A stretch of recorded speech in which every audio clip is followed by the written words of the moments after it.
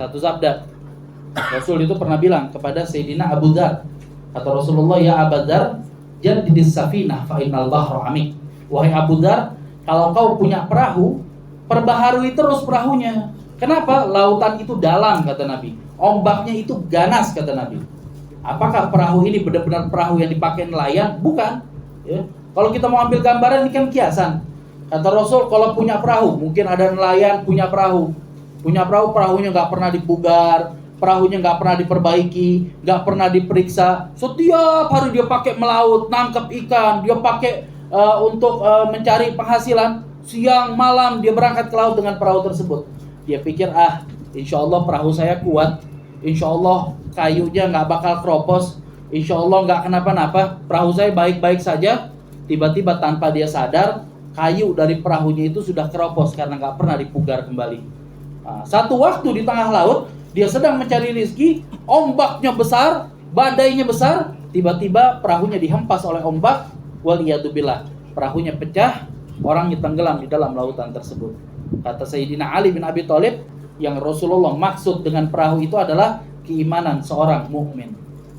Iman itu diperbaharui, kata Nabi. Iman itu dipugar terus, kata Nabi. Ada orang mungkin ngerasa sepanjang hidupnya, insya Allah saya nggak bakal murtad, insya Allah iman saya akan baik-baik saja, insya Allah saya nggak bakal keluar dari agama Islam, insya Allah saya akan mati dalam keadaan Islam dan iman.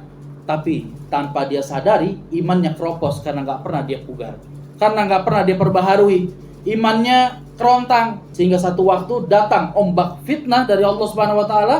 Ternyata imannya itu tenggelam di dalam fitnah dan syubhat tersebut. Nah, lalu bagaimana cara kita memperbaharui keimanan kita? Dengan membaca zikir, dengan menghadiri majlis ta'lim, dengan mendengar untayan hikmah. Nah, itu diantara cara-cara memugar kembali keimanan kita, sehingga kalaupun ombaknya besar, insya Allah tidak tenggelam di dalam ombak fitnah tersebut. Apalagi sekarang zaman fitnah.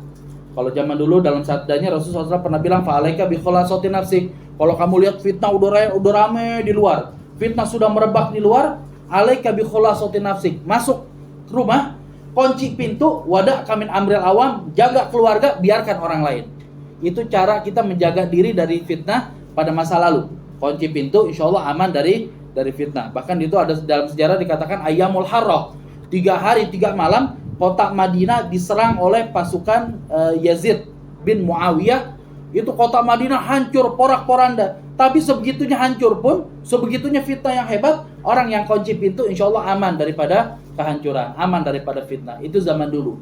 Kalau zaman sekarang coba bayangkan, kita kunci pintu, kita masuk ke kamar, kita kunci kamar, bahkan kita tutup diri kita pakai selimut, fitnahnya masih ikut sama kita dalam kantong. Karena zaman sekarang kebanyakan fitnah dan syubhat itu datangnya melalui handphone kita.